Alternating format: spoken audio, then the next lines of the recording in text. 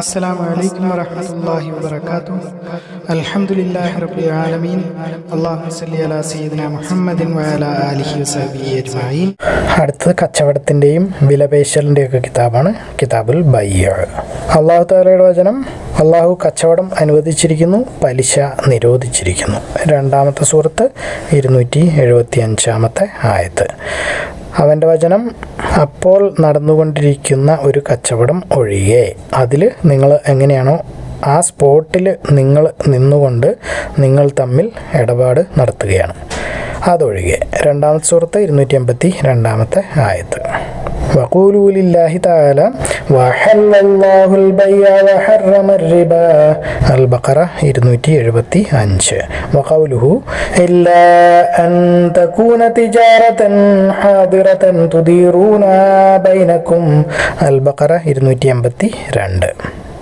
അള്ളാഹു തആലയുടെ വചനത്തിൽ എന്താണ് വന്നിരിക്കുന്നത്? മാജാഅ ഫീ ഖൗലില്ലാഹി അസ്സ വജല്ല.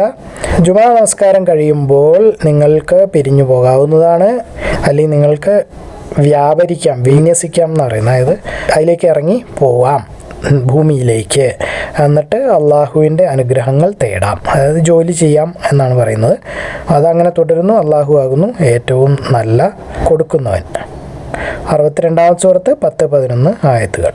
فإذا قضيت الصلاة فانتشروا في الأرض وابتغوا من فضل الله إلى آخر السورة. സൂറത്തുൽ ജുമുഅ 10-11 ആയത്തുകൾ. നിങ്ങൾ നിങ്ങളുടെ സമ്പത്ത് നിങ്ങൾക്കിടയിൽ അന്യായമായി തിന്ന് കളയരുത്, അത് അന്യായമായി ഉപയോഗിക്കരുത്.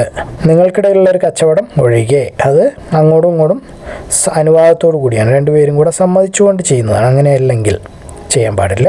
അതായത് ഒരാളെ പറ്റിക്കരുത് എന്നായിരിക്കും ഉദ്ദേശിക്കുന്നത്. 4 സൂറത്ത് 29 ആയത്ത്.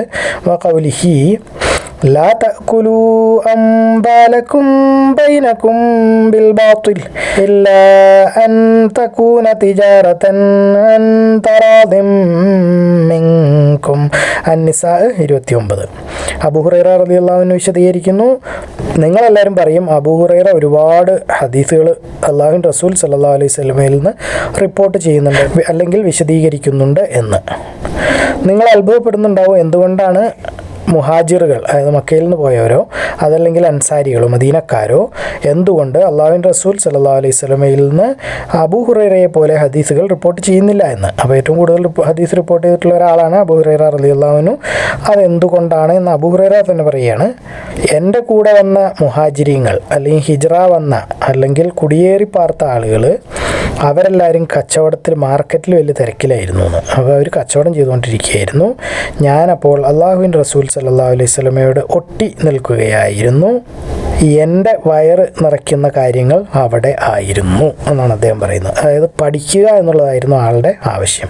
മറ്റുള്ളവർക്ക് വയറ് നിറയ്ക്കുക എന്ന് പറയുമ്പോൾ കച്ചവടം നടത്തുക, സമ്പത്തുണ്ടാക്കുക, ആഹാരം കഴിക്കുക, അതാണ് ഉദ്ദേശിക്കുന്നത്. എന്ന് വെച്ചാൽ സഹാബികൾ മോശമാണെന്നല്ല, അവരെല്ലാവരും നല്ലവർ തന്നെയാണ്. പക്ഷേ അബൂ ഹുറൈറ റളിയല്ലാഹു അൻഹുവിൻ്റെ പ്രത്യേകത എന്ന് വെച്ച് കഴിഞ്ഞാൽ ആളുടെ വയറ് നിറയുന്നത് റസൂലിൻ്റെ കൂടെ നിന്ന് പഠിക്കുമ്പോഴായിരുന്നു. പട്ടിണി കിടന്നിട്ടായിരുന്നു അദ്ദേഹം പഠിച്ചിരുന്നത്. അതുകൊണ്ട് ഞാൻ അവിടെ ഉണ്ടാവാറുണ്ടായിരുന്നു, മറ്റുള്ളവർ അവിടെ ഇല്ലാതിരുന്നപ്പോൾ. ഞാൻ ഓർക്കാറുണ്ടായിരുന്നു, മറ്റുള്ളവർ മറന്നപ്പോൾ. അപ്പോൾ പട്ടിണി കിടന്ന് പഠിച്ചാൽ ഓർമ്മ കൂടും എന്നാണ് അബൂ ഹുറൈറ റളിയല്ലാഹു അൻഹു പറയുന്നത്. വയറ് നിറഞ്ഞ് പഠിച്ചവരെക്കാൾ കൂടുതൽ ഓർത്തിരിക്കും പട്ടിണി കിടന്ന് പഠിച്ചവർക്ക്. അല്ലാഹു ആലം. എൻ്റെ അൻസാരി സഹോദരന്മാർ തിരക്കിലായിരുന്നു, അവരുടെ സമ്പത്തുകളും ഒക്കെ ആയിട്ട്. ഞാൻ അസുഫായിൽപ്പെട്ട ഏറ്റവും ദരിദ്രനായ ഒരു മനുഷ്യനായിരുന്നു. സുഫ എന്ന് പറയുന്നത് അവിടെ ഒരു ഗതിയില്ല പരഗതിയില്ലാത്ത ആളുകൾ, മുഹാജിറുകളിൽ നിന്നുള്ളവരും അൻസാരി എന്നുള്ളവരൊക്കെ മദീനയിൽ റസൂലിൻ്റെ പള്ളിയിൽ താമസിക്കാറുണ്ടായിരുന്നു. കാരണം അവർക്ക് വീടില്ല, കുടുംബമില്ല, ഒന്നുമില്ല. അപ്പോൾ അതിനെ അഹ്ലു സുഫ എന്നായിരുന്നു വിളിച്ചുകൊണ്ടിരുന്നത്. അപ്പോൾ അവർക്ക് ആരെങ്കിലുമൊക്കെ ദാനം കൊടുക്കുകയോ അല്ലെങ്കിൽ ആരെങ്കിലുമൊക്കെ വീട്ടിൽ കൊണ്ടുപോയി ആഹാരം കൊണ്ടുവന്ന് കൊടുക്കുകയോ ചെയ്യുമായിരുന്നു.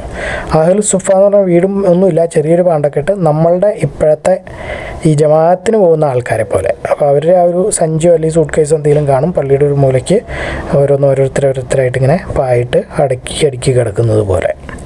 അവരെല്ലാവരും മറക്കുമ്പോൾ ഞാൻ ഹദീസുകൾ ഓർത്തിരിക്കാറുണ്ടായിരുന്നു. സംശയമേ ഇല്ല, അല്ലാഹുവിൻ്റെ റസൂൽ സല്ലല്ലാഹു അലൈഹി വസല്ലം ഒരിക്കൽ പറഞ്ഞു, ആരെങ്കിലും അവൻ്റെ വസ്ത്രം വിരിച്ചാൽ ഞാൻ എൻ്റെ ഇപ്പം നടന്നുകൊണ്ടിരിക്കുന്ന സംസാരം തീരുന്നത് വരെ, എന്നിട്ട് അതെല്ലാം അവന് വേണ്ടി ഒരുമിച്ച് കൂട്ടിയെടുക്കുകയും ചെയ്താൽ എന്ന്. അതായത് ഞാൻ എന്താണോ പറയുന്നത് അത് അവൻ ഓർത്തിരിക്കും. അങ്ങനെ ഞാൻ എൻ്റെ കയ്യിലുണ്ടായിരുന്ന ഒരു നിറമുള്ള ഒരു തുണിയായിരുന്നു, അതവിടെ റസൂല് പ്രസംഗിച്ചപ്പോൾ ഞാനവിടെ വിരിച്ചിട്ടു. ലിവാദ് പറഞ്ഞപ്പോൾ ഞാനവിടെ വിരിച്ചിട്ടു. അള്ളാഹുവിൻ്റെ റസൂൽ സല്ലല്ലാഹു അലൈഹി വസല്ലം പ്രസംഗിച്ച് തീരുന്നത് വരെ. എന്നിട്ട് ഞാനത് എടുത്തിട്ട് ചുറ്റിക്കൂട്ടി ആ തുണി എടുത്ത് എൻ്റെ നെഞ്ചത്തേക്ക് വെച്ചു. അതുകൊണ്ട് ഞാൻ അദ്ദേഹം പറഞ്ഞ ഒരു ഹദീസുകളും മറന്നു പോയിട്ടില്ല. അപ്പോൾ സാധാരണ നമ്മളെപ്പോലെ മറ്റു സഹാബികൾ ഒരുപാട് പേര് കേട്ടിട്ടുണ്ടാവും, പക്ഷെ മറന്നു പോയിട്ടുണ്ടാവും. അബൂ ഹുറൈറ റളിയല്ലാഹു അൻഹു മാത്രം മറക്കൂലായിരുന്നു. അന്ന അബാ ഹുറൈറത റളിയല്ലാഹു അൻഹു ഖാല ഇന്നകും തഖൂലൂന ഇന്ന അബാ ഹുറൈറത യുക്സിറുൽ ഹദീസ അൻ റസൂലില്ലാഹി സ്വല്ലല്ലാഹു അലൈഹി വസല്ലം വതഖൂലൂൻ മാ ബാലുൽ മുഹാജിരീന വൽ അൻസാരി ലാ യുഹദ്ദിസൂന അൻ റസൂലില്ലാഹി സ്വല്ലല്ലാഹു അലൈഹി വസല്ലം ബിമിസ്ലി ഹദീസി അബീ ഹുറൈറ വഇന്ന ഇഖ്വതി മിനൽ മുഹാജിരീന കാന യശാലുഹുമുസ് സൗഖു ബിൽ അസ്വാഖ് വകുൻതുൽ സമു റസൂലുള്ളാഹി സ്വല്ലല്ലാഹു അലൈഹി വസല്ലം അലാ മിൽഇ ബത്നി فأشهد إذا غابوا وأحفظ إذا نسوا وكان يشغل إخوتي من الأنصار عمل أموالهم وكنت امرأ مسكينا من مسكين الصفة أي حين ينسون وقد قال رسول الله صلى الله عليه وسلم في حديث يحدثه إنه لن يبسط أحد ثوبه حتى يقضي مقالتي هذه ثم يجمع إليه ثوبته إلى وما أقول فيبسط نمرة علي فبسطت نمرة علي حتى إذا قضى رسول الله صلى الله عليه وسلم مقالته جمعتها إلى صدري فما نسيت من مقال رسول الله صلى الله عليه وسلم تلك من شيء. അബ്ദുറഹ്മാൻ ബിൻ ഔഫ് റളിയല്ലാഹു അൻഹു വിശദീകരിക്കുന്നു, ഞങ്ങൾ മദീനയിലേക്ക് വന്നപ്പോൾ കുടിയേറ്റക്കാരായിട്ടാണ് വന്നത്, അതായത് അഭയാർത്ഥികളായിട്ട്. അള്ളാഹുവിൻ്റെ റസൂൽ സല്ലല്ലാഹു അലൈഹി വസല്ലം സാഹോദര്യം സ്ഥാപിച്ചു. എൻ്റെയും സഅദ് ബിൻ അർ-റബീഇൻ്റെയും ഇടയിലായിരുന്നു. അതായത് മക്കയിൽ നിന്ന് വന്നവരെല്ലാം ഇട്ടെറിഞ്ഞിട്ട് ഓടിപ്പോയവരാണ്, അവരുടെ കയ്യിലൊന്നുമില്ല. അപ്പോൾ അവരെല്ലാം മദീനക്കാർ അവരുടെ സ്വത്തും സൗകര്യങ്ങളൊക്കെ കൊടുത്ത് സഹായിക്കുമായിരുന്നു. അപ്പോൾ അവരുടെ സഹോദരന്മാരായിട്ട് നബി പ്രഖ്യാപിച്ചു, ഇന്നയാളുടെ കൂടെ അങ്ങനെ. അതിന് ഇസ്ലാമിക സാഹോദര്യം എന്നാണ് നമ്മൾ പറയുന്നത്, ഉഖുവത്തുൽ ഇസ്ലാമിയ്യ. അപ്പോൾ ഇവിടെ വന്നത് അബ്ദുറഹ്മാൻ ബിൻ ഔഫും സഅദ് ബിൻ അബി റബീഅയും ആയിരുന്നു റളിയല്ലാഹു അൻഹു. സഅദ് ബിൻ അബി റബീഅ എന്നോട് പറഞ്ഞു, ഞാൻ അൻസാരികളിലെ ഒരു വലിയ പണക്കാരിൽ ഒരാളാണ്, ഞാൻ അതുകൊണ്ട് എൻ്റെ സമ്പത്തിൻ്റെ പകുതി നിനക്ക് ഞാൻ തരാം.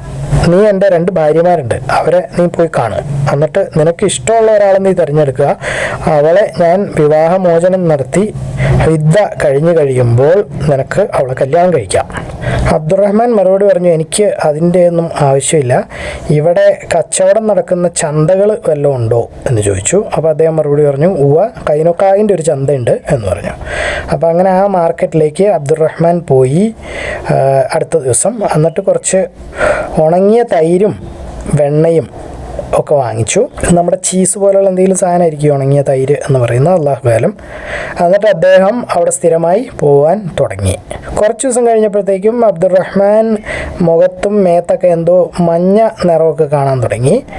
അതായത് അവിടുത്തെ കല്യാണം കഴിക്കുന്ന സ്ത്രീകൾ മദീനയിലുള്ളവർ ഉപയോഗിക്കുന്ന ഒരു തരം മേക്കപ്പ് ആയിരുന്നു അത്. മഞ്ഞൾ പോലത്തെ എന്തോ ഒരു സാധനം മേത്തൊക്കെ തേക്കുമായിരുന്നു. അപ്പോൾ അത് അബ്ദുറഹ്മാൻ്റെ മേത്ത് കണ്ടപ്പോൾ, അല്ലെങ്കിൽ ആ ഒരു സുഗന്ധം കണ്ടപ്പോൾ അള്ളാഹുവിൻ്റെ റസൂൽ സല്ലല്ലാഹു അലൈഹി വസല്ലം ചോദിച്ചു, നീ കല്യാണം കഴിച്ചോ എന്ന് ചോദിച്ചു. അതായത് റസൂൽ പോലും അറിഞ്ഞിട്ടില്ല എന്നാണ് ഇതിൽ മനസ്സിലാക്കേണ്ടത്. അദ്ദേഹം ഉവ്വ എന്ന് ഉറപ്പായിട്ട് മറുപടി പറഞ്ഞു. റസൂൽ സല്ലല്ലാഹു അലൈഹി വസല്ലം പറഞ്ഞു, നീ ആരെ കല്യാണം കഴിച്ചത്? അപ്പോൾ അദ്ദേഹം പറഞ്ഞു, അൻസാരിൽ നിന്നുള്ള ഒരു സ്ത്രീ. റസൂൽ സല്ലല്ലാഹു അലൈഹി വസല്ലം ചോദിച്ചു, നീ എന്തോരം അവൾക്ക് മഹറായിട്ട് കൊടുത്തു?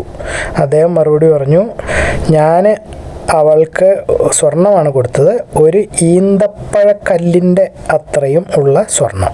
അപ്പോൾ ഒന്നല്ലെങ്കിൽ ഒരു ഈന്തപ്പഴത്തിൻ്റെ അത്രയുള്ള ഒരു സ്വർണ്ണക്കട്ടി, അതല്ലെങ്കിൽ ഈന്തപ്പഴത്തിൻ്റെ കുരുവിൻ്റെ അത്രയുള്ള ഒരു സ്വർണ്ണക്കട്ടി, നമുക്ക് അറിയില്ല, അല്ലാഹു ആലം.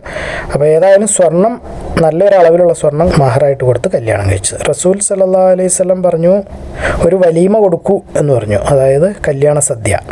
ഒരാടാണെങ്കിലും മതി, അപ്പോൾ കുറച്ച് പേരെ വിളിച്ചാലും മതി, അതല്ലെങ്കിൽ ഒരാടിനകത്ത് നന്നായി വെള്ളം ചേർത്ത് കുറേ അങ്ങ് ഉണ്ടാക്കിയിട്ട് എല്ലാവർക്കും കൊടുക്കുക.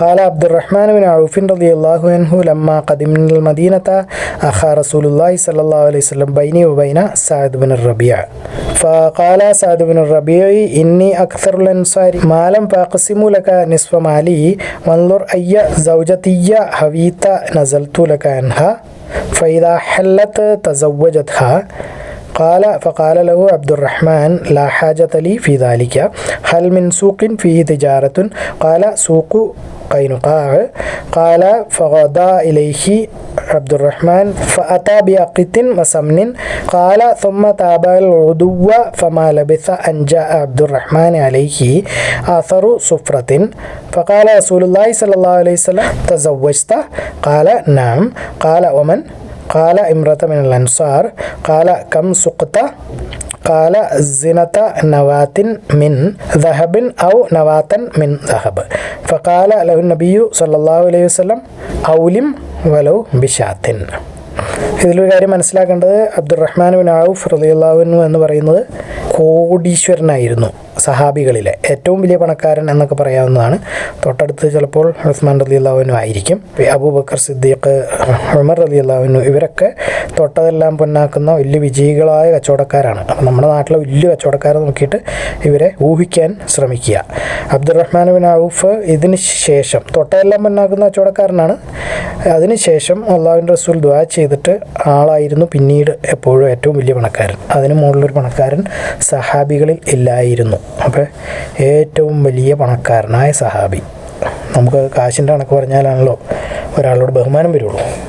അനസ് റളിയല്ലാഹു അൻഹു വിശദീകരിക്കുന്നു, അബ്ദുറഹ്മാൻ ബിൻ ഔഫ് അൽ മദീനയിലേക്ക് വന്നപ്പോൾ റസൂൽ സല്ലല്ലാഹു അലൈഹി വസല്ലം സാഹോദര്യം സ്ഥാപിച്ചു. അതായത് ഉഖുവത്തുൽ ഇസ്ലാമിയ്യ, ഇസ്ലാമിക സാഹോദര്യം സഅദ് ബിൻ റബീഉം അൽ അൻസാരിയും ആയിട്ടാണ് അത് സ്ഥാപിച്ചത്. സഅദ് ഭയങ്കര പണക്കാരനായിരുന്നു. അപ്പോൾ പണക്കാരനുമായിട്ടും പാവപ്പെട്ടവരുമായിട്ടും ആയിരിക്കണം സാഹോദര്യം സ്ഥാപിച്ചത്. റസൂലാണ് അത് ചെയ്തത്, അല്ലാഹു അലം. അദ്ദേഹം അബ്ദുറഹ്മാനോട് പറഞ്ഞു, ഞാൻ എൻ്റെ സമ്പത്തിൻ്റെ പകുതി നിനക്ക് തരാം, ഞാൻ നിന്നെ കല്യാണം കഴിപ്പിക്കുകയും ചെയ്യാം. കൊടുക്കുന്ന മനുഷ്യൻ്റെ മനസ്സും കൂടെ കാണണം. സ്വന്തം സത്ത് പകുതി കൊടുക്കാമെന്നാണ് പറയുന്നത്. രണ്ട് ഭാര്യമാരിൽ ഒരാളെ വിവാഹമോചനം ചെയ്തിട്ട് യുദ്ധ കഴിയുമ്പോൾ കല്യാണം കഴിച്ചു തരാമെന്നും പറയുന്നു. ആ പറയുന്ന ആളുടെ സ്ഥാനമൊന്നും നമുക്ക് ഊഹിക്കാൻ പോലും പറ്റില്ല, സ്വർഗത്തിൽ എവിടെയായിരിക്കും എന്ന്. അബ്ദുറഹ്മാൻ അദ്ദേഹത്തിനോട് വിരിച്ചു പറഞ്ഞു, അള്ളാഹു നിൻ്റെ കുടുംബത്തിനെയും സമ്പത്തിനെയും അനുഗ്രഹിക്കട്ടെ, ആമീൻ. എന്നെ ഇവിടുത്തെ ചന്ത കാണിച്ചു തരൂ. അങ്ങനെ അബ്ദുറഹ്മാൻ ആ ചന്തയിൽ നിന്ന് തിരിച്ച് വന്നില്ല. കുറച്ച് ഉണങ്ങിയ മോരും അല്ലെങ്കിൽ തൈര്, കട്ടിത്തൈര്, അതല്ലെങ്കിൽ ചീസ്, പിന്നെ കുറച്ച് വെണ്ണയും. അപ്പോൾ അവിടെ പോയി കച്ചവടം ചെയ്ത് അല്ലെങ്കിൽ എന്തെങ്കിലും പണി ചെയ്ത് കുറച്ച് കാശുണ്ടാക്കി സാധനം വാങ്ങിച്ച് കച്ചവടം ചെയ്ത് വൈകുന്നേരം തിരിച്ചു വരുമ്പോൾ ഇത്തരം സാധനങ്ങളായിട്ടാണ് അവിടെ തിരിച്ചു വന്നത്. അദ്ദേഹത്തിൻ്റെ വീട്ടിലേക്ക് കൊണ്ടുവന്നു. അങ്ങനെ കുറച്ച് നാളോ അതല്ലെങ്കിൽ അള്ളാഹു എത്ര നാളാണ് ഉദ്ദേശിച്ചത് അതുവരെ അദ്ദേഹം അങ്ങനെ താമസിച്ചു. എന്നിട്ട് അബ്ദുറഹ്മാൻ വന്നു. അദ്ദേഹത്തിൻ്റെ മേത്ത് ഒരു മഞ്ഞ സുഗന്ധം പൂശിയിട്ടുണ്ടായിരുന്നു. അപ്പോൾ അത് മദീനയിലുള്ള സ്ത്രീകൾ കല്യാണം കഴിക്കുമ്പോൾ മണവാട്ടികൾ ഇട്ടിരുന്ന ഒരു മേക്കപ്പായിരുന്നു. അള്ളാഹുവിൻ്റെ റസൂൽ സല്ലല്ലാഹു അലൈഹി വസല്ലം അദ്ദേഹത്തിനോട് ചോദിച്ചു, ഇതെന്താണ്? അദ്ദേഹം മറുപടി പറഞ്ഞു, ഞാൻ കല്യാണം കഴിച്ചു ഒരു അൻസാരി സ്ത്രീയെ. റസൂൽ സല്ലല്ലാഹു അലൈഹി വസല്ലം ചോദിച്ചു, എന്താണ് നീ അവൾക്ക് കൊടുത്തത്, അല്ലെങ്കിൽ മഹർ എന്താ കൊടുത്തത്? അദ്ദേഹം മറുപടി പറഞ്ഞു, ഒരു സ്വർണ്ണക്കല്ല്, ഒരു ഈന്തപ്പഴക്കല്ലിൻ്റെ തുല്യമായ കനം ഉള്ളത്. നമ്മൾ നേരത്തെ കണ്ടു, ഈന്തപ്പഴമോ അല്ലെങ്കിൽ ഈന്തപ്പഴത്തിൻ്റെ കുരുവോ ഉള്ള വലിപ്പമായിരിക്കും. ഏതായാലും നിസ്സാരമൊന്നുമല്ല, സ്വർണ്ണമാണ്, നല്ല വലിപ്പമുണ്ട്.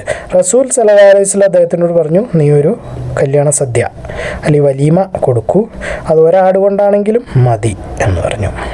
عن أنس رضي الله عنه قال قدم عبد الرحمن بن عوف المدينة فآخى النبي صلى الله عليه وسلم بينه وبين سعد بن الربيع الأنصاري وكان سعد ذا غنى فقال لعبد الرحمن أقاسمك مالي نصفين وأزوجك قال بارك الله لك في أهلك ومالك ذلوني على السوق فما رجع حتى استفضل عقتا وسمنا فأتى به أهل منزله فمكثنا يسيرا أو ما شاء الله فجاء عليه وضر من صفرة فقال له النبي صلى الله عليه وسلم ما هي؟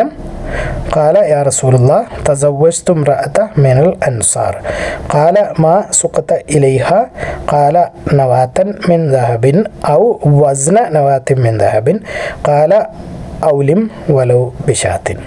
അള്ളാഹു ആലം. അള്ളാഹു എല്ലാ കാര്യങ്ങളും ഏറ്റവും നന്നായി അറിയുന്നു. നിങ്ങളിത് കാണുക, ഖുർആൻ പഠിക്കുക, എല്ലാവരിലേക്ക് എത്തിച്ചു കൊടുക്കുക. ബാറക്കല്ലാഹു ലി വലക്കും. അസ്സലാമു അലൈക്കും വറഹ്മത്തുള്ളാഹി വബറകാതുഹു.